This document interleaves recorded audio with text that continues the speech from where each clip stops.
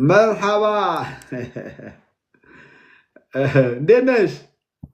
ሰላም ነህ ብራዘር? እግዚአብሔር ይመስገን። እንዴት ነሽ እህታችን?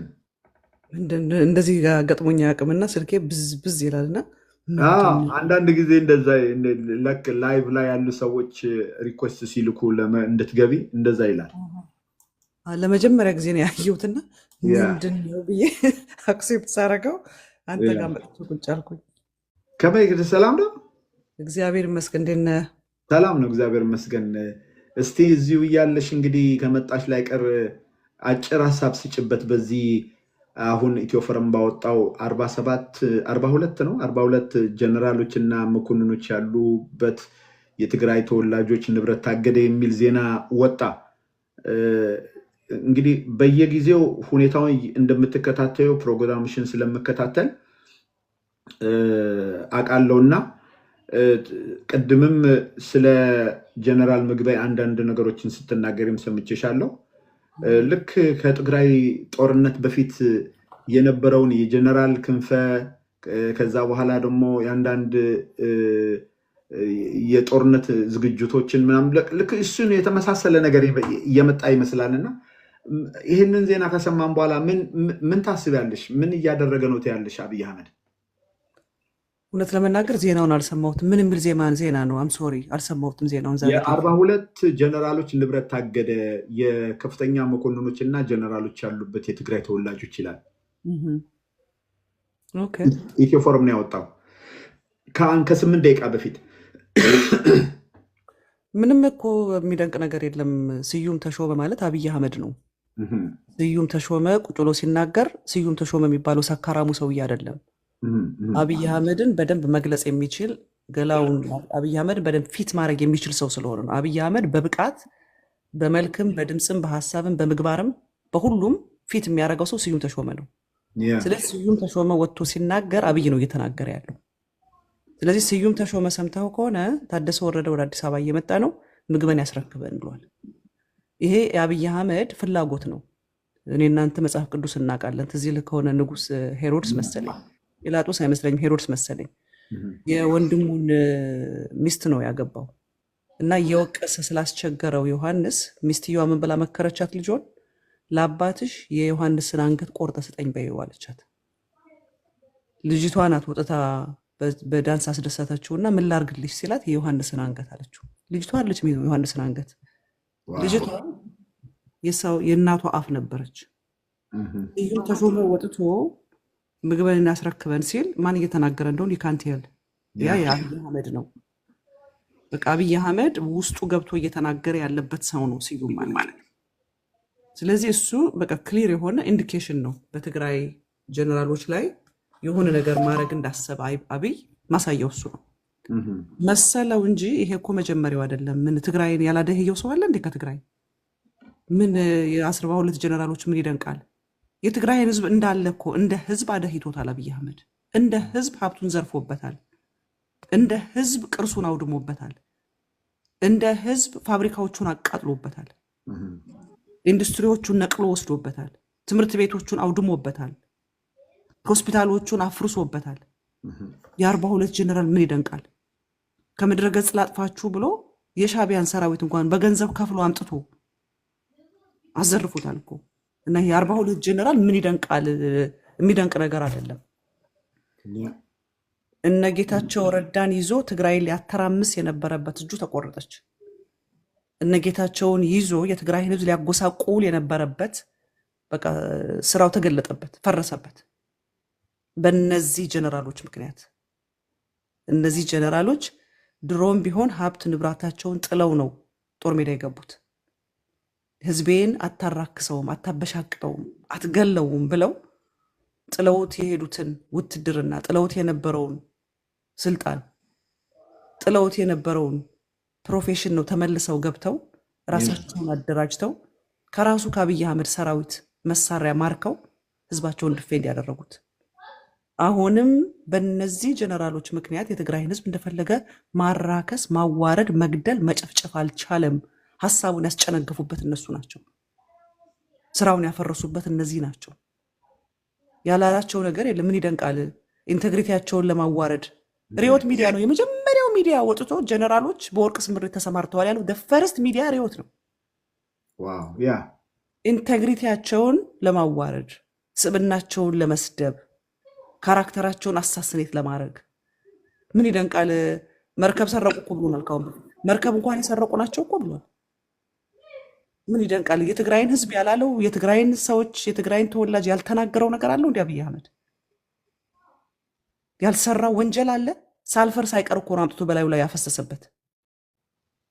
በትግራይ ህዝብ ላይ ወንጀል መስራት ለአብይ አህመድ መጀመሪያው አይደለም እና ማድረጉ አሁን የሚብስበት ለሱ ነው። ለምን መሰለ? እነዚህ ጀነራሎች ጀግንነታቸውን አብይ አህመድ ያውቃል። ከአብይ አህመድ በላይ የእነዚህን ጀነራሎች ጀግንነት የሚያውቅ የለም። በዛ ውሸታም አንደበቱ ሲቹዌሽን ሩም ላይ ቁጭ ብዬ እያየው ነው ይለን ነበር አይደለም? ስለዚህ ሲቹዌሽን ሩም ላይ ቁጭ ብሎ እነዚህ ጀነራሎች የሰሩትን ታላቅ ነገር ተመልክቷል፣ አይቷል፣ ያውቃል። ያለቀበትን ሰራዊት ያስፈጀውን ሰራዊት ያውቃል። የገደለውን ያጠፋውን ሰራዊት ሬሳ በገልባጭ መኪና እየጫነ የሰው እየወሰደ ጉድጓድ ውስጥ የከተተው የስንት የደሃ ልጅ ነው። ከያለበት ሬሳ እየተለቀመ በጅምላ ጉድጓድ ውስጥ እየከተተ ሬሳቸውን ስንቱን የደሃ ልጅ እንዲያርጎ እንዳስጨረሰው ያውቃል። ያ ተማርኮ ያየኸው ታላቁ ምንድነው ታላቁ ሩጫ እስኪመስለው ድረስ እነ ባልጫ እንደሱ አይነቱን በፊልም ነው የሚያውቁት፣ በድራማ ነው እነ ባልጫ የሚያውቁት። ታላቁ ሩጫ እስኪመስለው ድረስ ያንን ሁሉ ሰራዊት የማረኩ እነማን ናቸው? እነዚህ እኮ ናቸው። ያውቃል አብይ አህመድ ጀግንነታቸውን ያውቃል፣ ጉልበታቸውን ያውቃል፣ አቅማቸውን ያውቃል፣ ጭምትነታቸውን ያውቃል፣ ጨዋነታቸውን ያውቃል። በአብይ አህመድ ቮድካና በአብይ አህመድ ጥቅም ራሳቸውን እንዳልሸጡ ጠንቅቆ ያውቃል። የአብይ ማዕድ ላይ እንደማይቀመጡ ያውቃል። አዲስ አበባ ሲሄዱ የእሱን ውሃ እንደማይጠጡ ያውቃል። ስለዚህ ምንም የሚያመጣው ነገር የለም። አሁን አብይ አህመድ እኔ መጨረሻው ላይ ነው ያየሁት። መውደቂያው ነው የመጨረሻው። ምክንያቱም ለእነዚህ ጀነራሎች ራሱን የፕሪቶሪያን ስምምነት እያፈረሰ ያለው በየትኛው የፕሪቶሪያ ስምምነት ነው ሀብታቸውን ውረስ የሚለው? አክቹዋሊ የወሰድክባቸውን መልስ ነው የሚለው የፕሪቶሪያ ስምምነት። ሀብታቸውን መልስ፣ መብታቸው ይከበር ነው የሚለው የፕሪቶሪያ ስምምነት። የቱ ጋ ነው የፕሪቶሪያ ስምምነት ሀብታቸውን ውረስ የሚል? አፍርሶታል እኮ ይሄ ወሮ በላ፣ ይሄ ድሩዬ አፍርሶታል። አሁን ግስገሳው መሆን ያለበት ወደ ቤተ መንግስት ነው። በህይወቱ ይዞ ለፍርድ ማቅረብ ነው ይህንን ነፍሰ ገዳይ። ምንም የሚያመጣው ነገር የለም። ግመል በገመዷን በጠሰች ቢባል ለራሱ አሳጠረች ነው። የራሱን ገመድ ነው የበጠሰው፣ ለራሱን ያሳጠረው። ሀብት ንብረታቸውን እኮ ጥለው እኮ በረሃ የገቡ እኮ ናቸው። በቀደም ጀነራል ምግቤን ሰማኸው አይደል እንዴ? ትርፍ ህይወት ነው አለ እኮ። በአጋጣሚ ነው 3 ሜዳ እንኳ በአጋጣሚ ድነናል ብለው ከህዝባቸው ጋር እና ውድ አሸብር እኮ አብይ ያቀረበለት ሴቶች ጋር እያመነዘረ አብይ የሰጠውን አልኮል እየጨለጠ የአብይን ፍርፋሬ እየለቀመ ራሱን አዋርዶ ተቀምጦ ነው ያለው ወድ አሸብር። በረሃው የትግራይን ወጣት አስበልቶ ማለት ነው። እነዚህ ግን እዛ ውስጥ እንደሌሉ ጠንቅቆ ያውቃል። እሱ ያቀረበውን ማዕድ እንደተጸየፉት፣ እሱ ያቀረበላቸውን መጠጥ እንደተጸየፉት፣ እሱ የሰጣቸውን ጥቅም እንደተጸየፉት ጠንቅቆ ያውቃል። ምንም ሀብታቸውን ወረሰ ምን እሱ የሚቆይበት እድሜው ላይ አይደለም ያለው። አብይ አህመድ መጥፊያው ነው። ፋኖ ሰሞኑን ያደረገውን አይተሃል። እኔ ግን ቅድም ያነሳሽው እኔ በተለይ የሪዮት ሚዲያ ላይ የሚነገሩ እንደዚህ ለመጀመሪያ ጊዜ የወርቅ ዝርፊያ አለ በትግራይ ብለው የተናገረ ሚዲያ ሪዮት ሚዲያ ነው እና እዛም አንዳንድ ሰዎች መጥተው የሚናገሩትን ነገርና በጀነራሎች ላይ ያላቸው ንቀትና ስድብ እንዲሁም ደግሞ ባህላዊ ጀነራል የሚል አጠራር በመጥራት ለትግራይ ከመወገን ይልቅ ለብልጽግና በሚወግን ስሜት ትግራይ ውስጥ ለውጥ መፈለግ ወንጀል አይደለም፣ ግን ለውጥ ፈልገህ ስርዓት ስትቃወም ትግራይን ማጥፋት ለሚፈልጉ ሰዎች አንተ ራስህ መሳሪያ ሆነህ እነሱ በድሮንና በተለያየ የአገራት የሰራዊት እርዳታ ያልተሳካላቸውን ትግራይን የማጥፋት እቅድ እነሱ ራሳቸው እየፈጸሙ የምናይበት ሁኔታ ነው እና አንዳንዶች እንደውም አብይ ሁሉ ይምራን የሚል ንግግር የሚናገሩ ሰዎች አሉ። ስለዚህ በእነዚህ ሰዎች ምን አይነት ለምንድን ነው እንደዚህ የሚሉት? በእውነት ለአብይ ነው ወይስ ለትግራይ መጥቀም ስለሚፈልጉ ነው እነዚህ ሰዎች እንደዚህ የሚሉት ብለሽ ታያለሽ? እኔ አነስትኔ ስለ እነዚህ ግለሰቦች ማውራትም አልፈልግም። ምክንያቱም ግለሰቦች ናቸው፣ የሚያመጡት ለውጥ የለም። መጀመሪያ አንድ ሰው እስኪ ራሱን ያስተዳድር፣ ራሱን መጀመሪያ ቤቱን ይምራ፣ በእጁ ሰርቶ ይብላ፣ ኢንዲፐንደንት ይሁን፣ ከእርዳታ ይውጣ። በሰው እጅ በሰው ትከሻ ላይ ተቀምጦ መተዳደሩን ያቁም። እነዚህ ምንም የሚያመጡት ለውጥ አለ ብዬ አላምንም። እኔ ምንም የሚያመጡት ለውጥ የለም። ኢትዮ 360 ላይቭ 20 ሺህ 30 ሺህ ያያቸው ነበር የሆነ ጊዜ ላይ። ተመልከታቸው ዛሬ የት እንዳሉ። ሲዝናል የሆኑ ጥላቻን እየጠመቁ ህዝብን እያፋጁ ኢንሰልት እያደረጉ ለሰብአዊ መብት እንቆማለን የሚሉ ግን የሰብአዊ መብትን የሚጥሱ በሚዲያ ወጥተው ሰብአዊ መብትን የሚጥሱ አብይ የሚያደርገውን እኮ ነው። አብይ አህመድ የህዝብ ተቆርቋሪ ነው፣ ህዝብ ገዳይ ነው። አብይ አህመድ ብልጽግና የሚባል ህዝብን ያደህየው ደስም ለፍትህ የቆምነን ብለው ፍትህን ግን ኦብስትራክት የሚያደርጉ የሰብአዊ መብት ተቆርቋሪ ነን የሚሉ ግን ሰብአዊ መብትን የሚጥሱ እና እኔ እነዚህ ኢንዲቪጁዋሎች እኔ ለውጥ ያመጣሉ ብዬ አላስብም። መጀመሪያ ሰው ራሱን ይምራ። ፕራውዱን የምናገርበት በእጆቼ ሰርቼ የምኖር እንደነሱ አይነት ወንዶቹን ደግሞ በገንዘብ ኮንትሪቢዩት አድርገን የምናኖራቸው ስለሆኑ እኔ እነሱ ለውጥ ያመጣሉ ዲፈረንስ ያመጣሉ ብዬ አላስብም። ዳትስ ናት ኢምፖርታንት ለኔ። ግን አገርን እየመራ ያለ ሰውዬ ግን ባንክ ታንክ ተቆጣጥሮ ያለ ሪኮግናይዝ ተደርጎ ኢንተርናሽናል ኮሚኒቲው እንደ መሪው ሪኮግናይዝ ያደረገው ሰው ግን ፎከስ እሱ ላይ ነው። ስለዚህ እሱ በላዩ ላይ ነው ይህንን ማድረጉ። ይሄ የሰካራም ግሩፕ በዙሪያው ያለው በቀደም በነ ምግበይ ላይ የወጣውን መግለጫ የጻፉት ታደሰ ማነው ጌታቸው ረዳ፣ በየነ ምክሩ፣ ዘሪሁን እነ ክንድያ ናቸው የጻፉት። በእነሱ እጅ የተጻፈ ነው። አንድ የሰካራምን ግሩፕ ስልጣን ላይ ያስቀምጠህ የትግራይን ህዝብ ለማጎሳቆል ይሄን ያህል ለዚህ ሰካራም ግሩፕ ጥብቅና ቆመህ ከአንድ ህዝብ ጋር ደምቃባለው ማለት በቃ የሰራው ኃጢአት ሊያገኘውን ጽዋው ሞልታለች። አብይ ጽዋው ሞልታለች። ያንን ነው የማየው። በቃ እንደውም አንድ ሰው በቀደም ሲነገረኝ እኔ እንኳን ይሄ ነብይ ምናምን በሚባል አላምንም። አንድ ሰው ግን ምን አለው አሉ አብይ ጽዋው ሞልታለች ብሎ ትንቢት ይናገር ነበር አሉ። ጽዋው ሞልታለች። አብይ አህመድ የሚወርድበት የሚወድቅበት ለፍርድ አልፎ የሚሰጥበት በትግራይ ህዝብ፣ በአማራ ህዝብ፣ በኦሮሞ ህዝብ የቀለደበት በኢትዮጵያ ህዝብ ያላገጠበት ወንጀሉ ለፍርድ የሚቀርብበት ጊዜ ደርሷል። እኔ ደግሞ ማየው ታውቃለህ፣ እነዚህ ሁሉ ድሮ ተቀላቅለው ተቀይጠው የህዝብ ወዳጅ መስለው የነበሩትን ነጥሎ አውጥቷቸዋል እግዚአብሔር። እግዚአብሔር ነጥሎ አውጥቷቸዋል። በእውነት ምትሽን ነው። አብረው ተቀላቅለው የነበሩ እርሞች ነበሩ። እነዚህ እርም በመካከልህ እርም አለ አይደል ያለው እግዚአብሔር። እርሙን አውጣና ጣል ነው ያለው። እነዚህ አካኖች ነበሩ። አካን የሚል በእስራኤል ውስጥ የተቀላቀለ እርም በድንኳን ውስጥ የደበቀ ሰው ነበረ። በሱ የተነሳ እስራኤል እንኳን የተመታበት እነዚህ አካን ናቸው። ከህዝብ እንደዚህ ተነቅለው መውጣት ነበረባቸው። እርም ናቸው። ህዝብ ላይ የተቀመጡ ተቀላቅለው የነበሩ እርም። እነዚህን እርሞች ነቅሎ እግዚአብሔር ስላወጣ እግዚአብሔርን አመሰግነዋለሁ። የእግዚአብሔር እጅን ያወጣቻቸው። ይሄ የነሱ አይደለም። እንደነሱማ መንግስት ተቆጣጥረው ነበር እኮ። እንደነሱ እኮ አገር መርተው ነበር። ያስወጣቸው ግን እግዚአብሔር ነው። የእግዚአብሔር እጅ ነው ጉሮሯቸውን አንቆ ጻድቅ ምንድነው ኃጥእ ማንም ሳይነካው ይሸሻል የሚለው መጽሐፍ ቅዱስ። ማንም ሳይነካው ይሸሻል ኃጥእ። ይኸው ማንም ሳይነካቸው ነው ፍንክትክታቸው የወጣው የሸሹት። አንዱ ወደ አሜሪካ፣ አንዱ ወደ ዱባይ፣ አንዱ ወደ ኬንያ፣ አንዱ ወደ ምናምን፣ አንዱ ወደ አዲስ አበባ ማንም ሳይነካቸውና እኔ የትግራይን 42 የጦር ያሰራቸው ማት ጀነራሎች እኮ አሉ እስር ቤት። የትግራይ ጀነራሎች እኮ እስር ቤት ውስጥ ነው ያሉ። ወት ሶ ቢግ ዲል። ይሄ ፈሪ ቦቅቧቃ ማድረግ የሚችለው ይህም ብቻ ነው። ይሄ ደግሞ አቢዩዚንግ ኦፍ ፓወር ይባላል። ለዚህ ነው ይህ መጽሐፍ ቅዱስ ባሪያ በነገሰ ጊዜ ፍራ ይላል። ባሪያ ማለት የአብይ አይነት ሜንታሊቲ ያለው በቃ ጉልበቱን ያለውን ፓወሩን ተጠቅሞ ፓወሩን አቢዩዝ የሚያደርግ እሱ ዛሬ ትንሿን ስልጣኑን ተጠቅሞ እንዲህ ሲያደርግ በሕያው እግዚአብሔር ፊት ቆሞ ምን ሊመልስ ነው? ይሄ ወንጀለኛ ለሕያው እግዚአብሔር ምን ሊመልስለት ነው? እና እኔ ምንም ለውጥ ያመጣል ብዬ እንደ ቢግ ዲል አድርጌም አላወራውም። የሚገርም ያ ነው በሐቂ።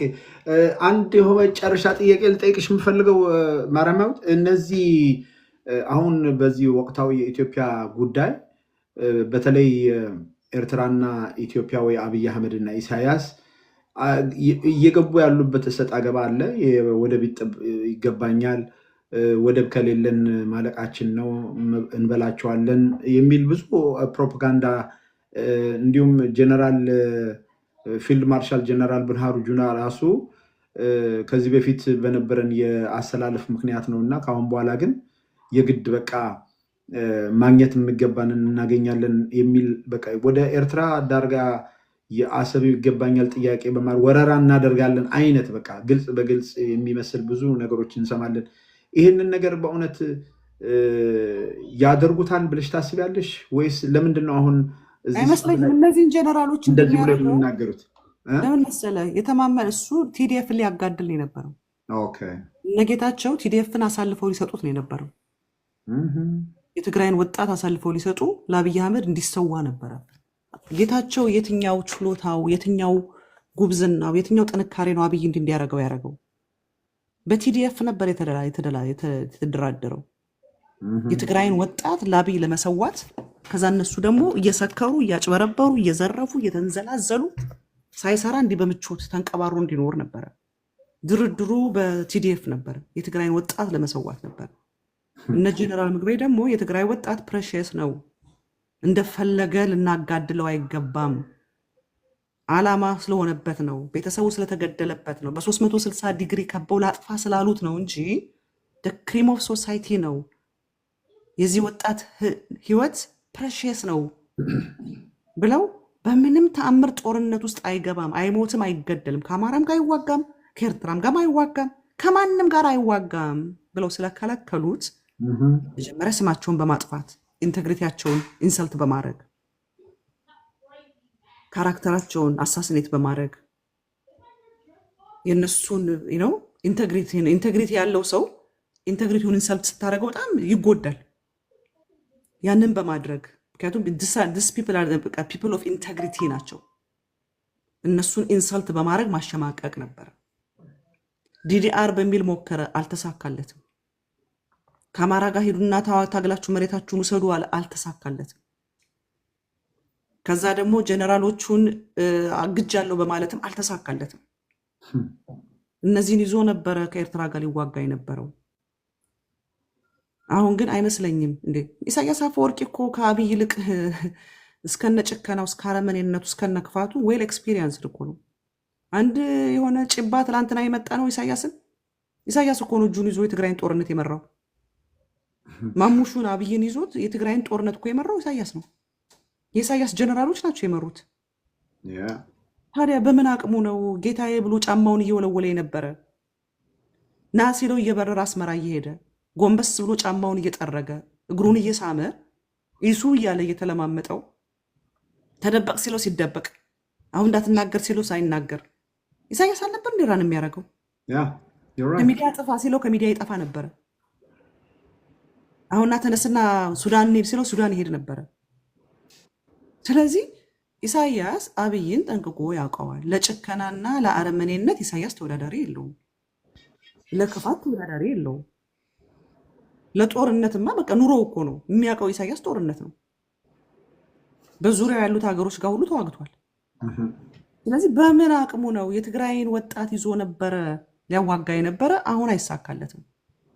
አብይ የታጠቀውን ያህል ኢሳያስ አይታጠቅ? እንደውም ኢሳያስ አይበልጥም። የኢሳያስን ወደቦች እኮ ይዞ እኮ ነበረ ድሮን በትግራይ የተኮሰው። አሰብና ቀይ ባህር ላይ ተቀምጦ እኮ ነው ያ ሁሉ ድሮን የትግራይን ህዝብ የፈጀው። ስለዚህ ዛሬ ኢሳያስ ያንን ድሮኖቹ ያንን ወደብ ማወሰደበት? አብይ ምን ኤክስፖርት አድርጎ ነው መሳሪያ ሊገዛ የሚችለው? ኢሳያስ እኮ በነፃ ወደቦቹን ብቻ በመስጠት በወደቦቹ ነጎሼት በማድረግ ሀያላን መንግስታትን በጎኑ ማሰለፍ ይችላል። የተባበሩትን አምጥቶ ማለት ይችላል። ጌታችሁ እኮ በቀደም ነግሮናል። ጦርነቱ የሳውዲና የዩኤኢ ነው ብሎናል። እንግዲህ ዩኤኢ ሱዳን ላይ እንደተሸነፈች አይተናታል። አሁን ሶማሌ ላይ አባረዋታል። ከሶማሌ ተባራን የወጣችው ዩኤኢ። ስለዚህ ምን ብላ ነው ዩኤኢ የምታሸንፈው? ከከሰረና ከተሸነፈ ጎን ነው የተሰለፈው አብይ። እና እኔ ከሻቢያ ጋር ቢዋጋ ሻቢያ በሱ ይዞ አይደለም የሚጠብቀው።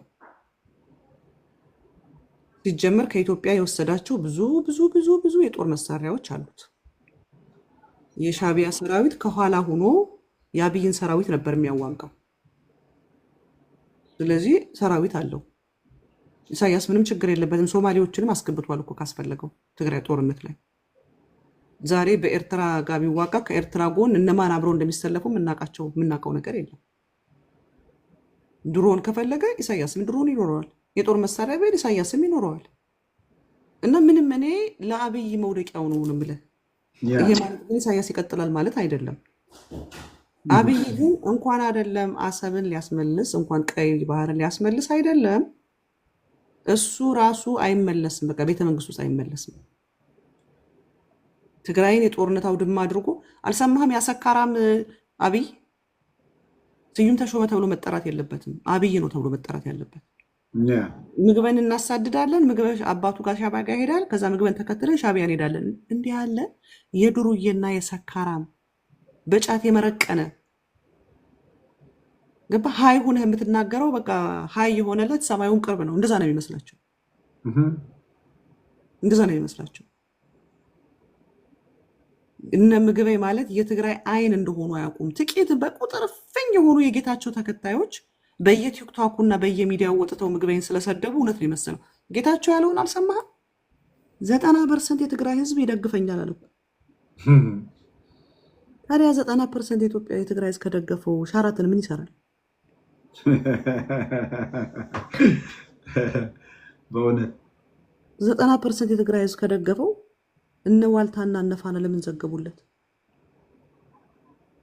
እነ ትግራይ ቲቪ እነ ድምፅ ወያኔ የሚባል እሱን ሲጠቀምባቸው ነው የኖሩት። ለምን አላስተላለፉትም? የሱንስ እሱ እኮ ያደረገውን ኢንተርቪው እኮ አላስተላለፉትም። 90% ህዝብ ከአንተ ጎን ቆማ ሲሆን 1 ሚሊዮን 10 ሚሊዮን ብር ልስጥህ ጌታቸውን ስጠኝ ሲባል በጉያ ነው የደበቀው። ህዝብ ከጎን ሲሆን እንደዛ ነው። ይሄን ያህል ገንዘብ ልስጥህና ስጠኝ ስትለው አይሰጥህም።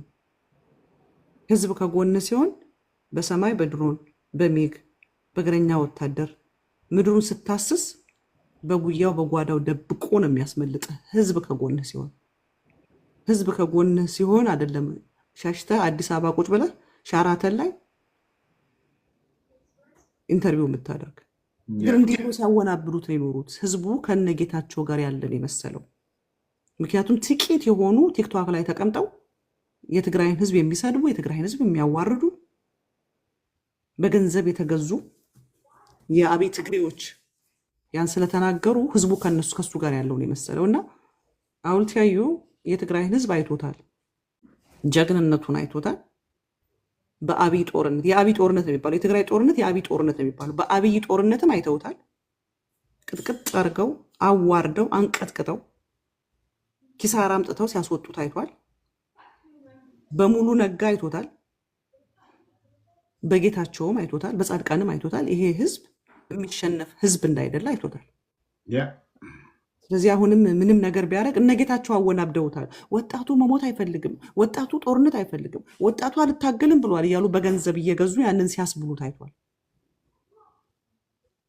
እና በቃ አሁን እነሱ ልንገድል ብንሄድ ማንም ጌታቸው እኮ የሚገርም እኮ ያላልነገረን እኮ ጭምብሉን አውልቆ እኮ ቱሩ ከለሩን ነው አሳይቶ ነው ሄደው። ህወሓት ነኝ ያለ ሲደር ቀረመና ህወሓት ማለት ዘራፊ ፓርቲ ነው አለ። ስልጣንን ካልተቆጣጠረ ሀብትን ካልዘረፈ ካልመጠመጠ መኖር የማይችል ወንጀለኛ ፓርቲ ነው ብሎ ነገረን። ህወሓት ነው ሲለን የከረመው ሰውዬ ማለት ነው። ትግራይ ታሸንፋለች፣ ትግራይ ሲል የነበረው ሞቅ ሲለኝ ነው የምናገረው አለ። የትግራይ እናት የማታለቅስበት የትግራይን እናት የማይደፍር ሰራዊት እስከሚኖር ድረስ እንታገላለን ሲለን የነበረው የትግራይን እናቱ ሸራሙ ጥሎ ሲሳደብ ሰምተነዋል። ይህንን የትግራይን እናት የዘረፈና የገደለን ሰራዊት ይግባልኝ ብሎ ሲለምን አይተነዋል። የአብይ አህመድን የምፈራው አብይን ስናሯሩጥ ቤተመንግስት እንዳንደርስ ነው እያለ የሚነግረን የነበረው ከሻቢያና ከፋኖ ጋር ሆኖ የፌዴራል መንግስት ስልጣን ሊጥሉ ነው ብሎ ከትግራይ ህዝብ ህልውና ይልቅ የአብይ አህመድ መንግስት ህልውና ሲቆረቆሩ ሰምተነዋል። አብረውት በረሃ ገብተው የታገሉትን ወንበዴ ሽፍታ እያለ ሲጠራቸው ሰምተናል። ቱሩ ከለሩን አይተነዋል። ስለዚህ እነዚህን ይዞ ማሸነፍ አልቻለም። የትግራይን ህዝብ አይቶታል አብይ። የእነዚህን ጀነራሎች ሀብታቸውን ፍሪዝ አደረገ። መቼስ ለቀቀላቸው? መቼስ ንብረታቸውን መለሰላቸው? ይኸው ጻድቃን እኮ ሚሊዮነር ቢሊዮነር ሆኖ አሜሪካ የሰጠችውን ገንዘብ ኪሱ ውስጥ አስገብቶ ቨርጂኒያ ቤት ገዝቶ የአሜሪካን ገንዘብ አሜሪካ ላይ ኢንቨስት አድርጎ ሸሽቶ ሩጦ መጥቶ ይኸው በትግራይ ህዝብ ስም የሰበሰበውን በትግራይ ህዝብ ስም ያገኘውን ገንዘብ በትግራይ ህዝብ ስም የዘረፈውን ገንዘብ ይዞ አሜሪካ ሀገር ተቀምጧል። ወድ አሸብር ከየት አምጥቶ ነው? በዚህ ዘመን የትኛው ጀነራል ነው ቤቱን መሸጥ የሚችል? ወድ አሸብር ግን ቤቱን እንዲሸጥ አድርጎታል። ወድ አሸብር ግን መቀሌ ሆቴል እንዲሰራ አድርጎታል። እነዚህ ግን በገንዘብ በጥቅም አልተገዙም። አያሸንፋቸውም፣ ሊያሸንፋቸውም አይችልም። እና የሚታየኝ የአብይ አህመድ በቃ ፍጻሜው ደርሷል። እዚህ ውስጥ ሻቢያዎች ካሉ ነው የምለው የሚጠቅመው ዝም ብሎ ይሄው አብይ አህመድ ተጠቀመባቸው። ዛሬ ጠላት ሆኖ ተነሳ። ድሮም ቢሆን ኢሱ ሲደመር አብይ አሰብ ነበር ያለን። ከኢሱ ጋር የነበረው እርቅ ለአሰብ ነበር እንጂ ለኢሳያስ አልነበረም።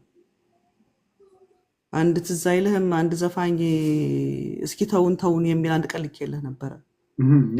መሬቱን በጉጉት ባህሩን ፈልጎ ነው ይለን ነበር አይደል? ስለዚህ ሻቢያዎች ይሄ ዝም ብሎ የማይረባ ቆሻሻ ንግግር እየተናገሩ ህዝቡንም ምድሩንም አደጋ ላይ ከሚጥሉ በአብይ ተወናብደን ተታለን የቆየ ቂም በቀል ብለን ገብተን በትግራይ ህዝብ ላይ ይህን ወንጀል ሰርተናልና ይቅርታ ይበሉ። የትግራይን ህዝብ እንክሰዋለን፣ ለሰራነው ወንጀልም እንጠየቅ ነው ማለት ያለባቸው።